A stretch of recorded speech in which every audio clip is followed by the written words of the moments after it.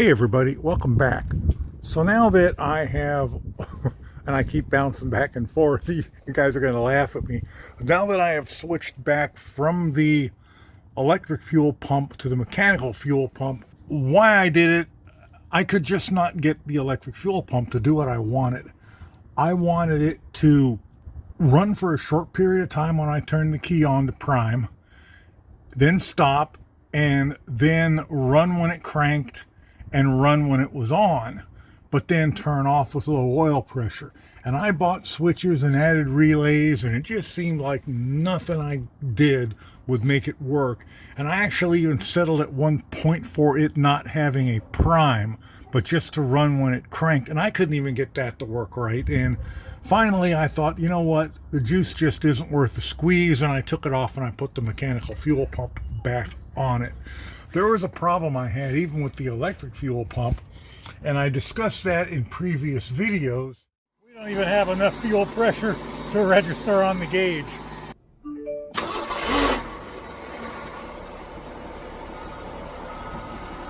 Yeah, that is showing zero fuel pressure.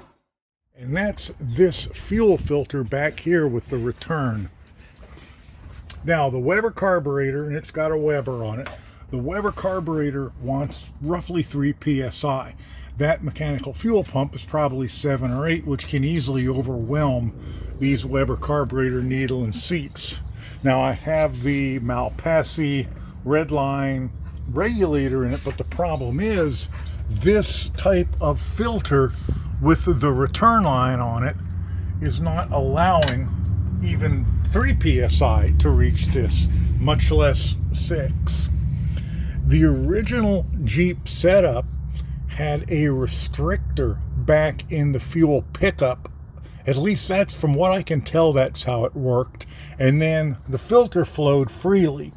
Well, apparently when I replaced that fuel sending unit, I got one without the restrictor in it, and now I can't get fuel pressure here. Now the vehicle does run fine, but I'm probably only getting a pound of fuel pressure at the fuel pump, at the carburetor, if that. Now, runs fine, so maybe I should just leave it alone. The way it's set up, I probably don't even need this. This is probably just a waste of money and space, but I'd like to have it right. So in attempts to get it right, I went out and I took off the stock fuel filter here, which is the free-flowing unit. That's this one here.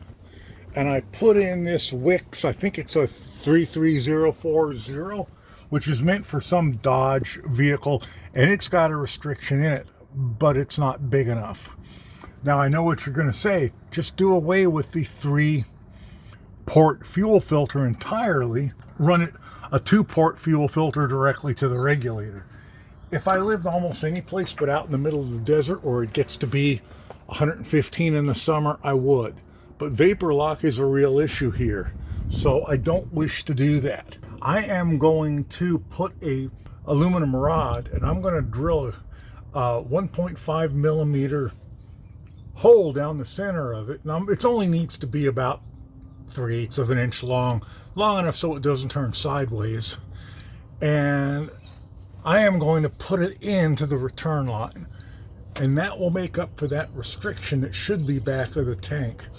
1.5 millimeter is going to be, at least the mathematics say, and I'm not a math expert, I had AI do it for me. 1.5 millimeter is large enough to prevent vapor lock, but it's also not so large that I can't build up pressure at the fuel pressure regulator. So that's my plan, and I'm going to have to confirm it with a fuel pressure gauge, which I have. What's this doing down in there? I don't know. Anyway, I'm also going to switch back to this filter. This is the free flowing one. Since I'm going to have the restrictor in the line, I don't need a restrictor in the fuel filter itself. Anyway, that's my plan. Let's go make the restrictor. I have some 3/8 aluminum rod. It's the closest thing I have. I'm going to face it off, drill it, size it, then part it. Sound good? I think so. So I have my hole drilled in it. I don't know if you can see it. So let's measure this now. And let's see what we have. I'm pretty happy with it. I think I am about 2.73, something like that right there. All right, I took that sharp edge off of there, so see what the fuel, I have not lubed it. Oh yeah, okay, that's perfect. Perfect, he says, as he jams his finger into the sharp lathe bit. Let's part it off, and then I'll put a bevel on the other end, and we will have our piece to put into the fuel hose.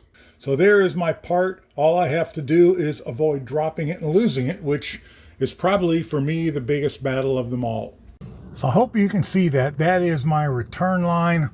I stuck my little orifice I made in there, and I am just now going to push that. I can't tell whether that's focusing or not. Let me move it around. I am just going to push that down until it's, what is it about cameras that want to focus on everything except what you want them to focus on?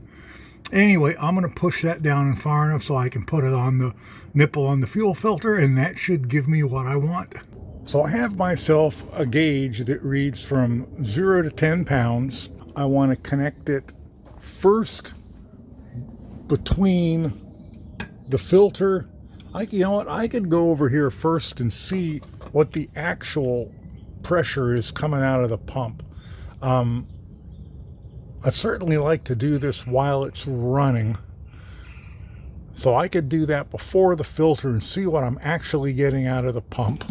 Then I could move it onto the other side of the filter down here, say just before the regulator, because that will tell me how much I'm losing through that orifice. I don't know that I need to know that, as long as I know I'm getting, I would say, at least 5 psi here, and then I could get my 2 to 3 psi for the Weber coming out of here and adjust the regulator, because that's what I want. I mean, the fact that it runs is one thing, but I just kind of want to know that it's right. Then I'll move on from this.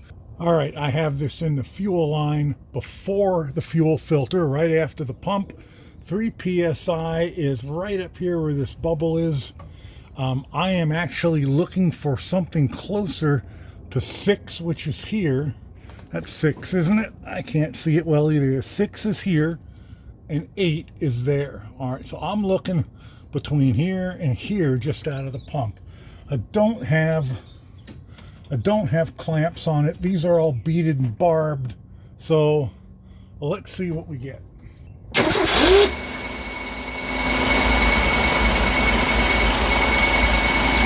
All right, I am seeing a little over 8 psi. All right, my gauge is now in after the fuel filter that has the return in the orifice and before the regulator. And what I want to see is anything close, within 80% of what I saw before. So 5 to 7 would make me happy. So let's see what we get.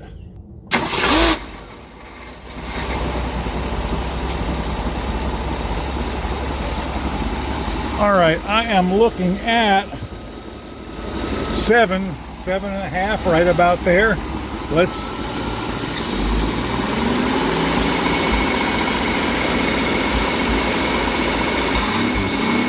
All right, that's near 8. All right, I'm happy. I'm leaking fuel out. Oh God, I'm leaking fuel out of there.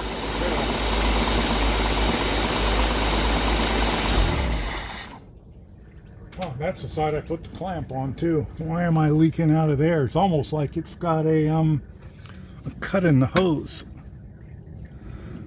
Not sure what's going on there, but I don't think I need to fix it, because even with the leak I'm getting the pressure I want to see. So let's move it over here. I know you can't see where I'm pointing. That's where I had it, right down in there before the regulator. Let's move it over here before the carburetor and after the regulator, and let's see if we can get the pressure set correctly. All right, my gauge is before the carburetor, and that can't be pushed up there. I made the little stub hose a little too short, but it is up over the bead, and I do have it clamped. So what I'm looking for is 3 psi. somewhere three at the most. Between 2 and 3 would probably be best, but that's 3 right there.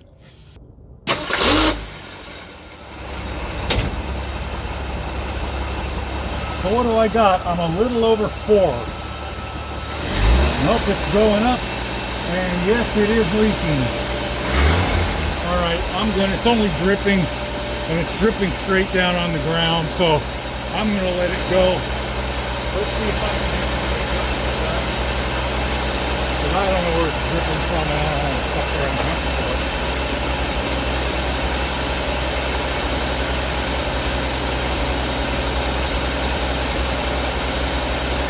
So I'm turning it, we're coming down, coming down, coming down. There is 3 right there.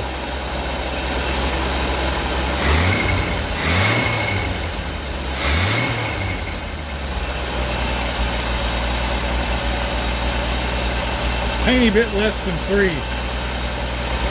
I'm going to tighten my lock nut down and put my cap on it and hope that it doesn't change significantly.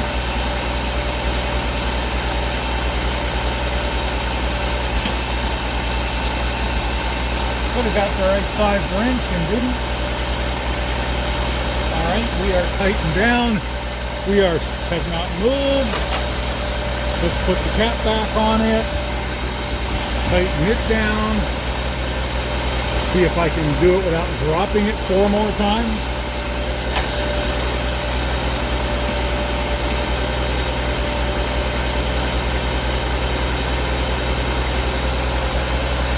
And we're still at 4 psi. It is rock solid no matter what RPM I'm at. I'm happy with that.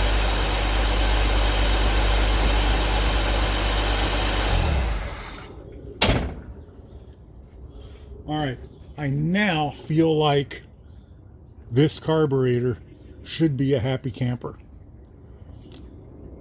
And I don't think I'm going to do anything else to it except put the fuel line back on the way it was and put the cap back on, put the air cleaner housing back on. The choke is adjusted the way I like it. Starts up fairly easily, or fairly easily for a carbureted vehicle that's probably going to sit a week or 2 in between starts. So there we go. I have started it up again and checked for leaks since I've gotten it all back together without the gauge in it. I am very happy. I have 3 psi at the carburetor, so I know if I have any other issues that feel like fuel, I'll know it's not pressure related. Well, unless the pump fails, of course. The only thing bad that really happened in all of this is I lost that screw and I can't find it. But something like that always happens to me. It'll either turn up or I'll buy a new one next time I pass a hardware store. Anyway, thanks for watching, everybody, and I will catch you in the next one. Bye for now.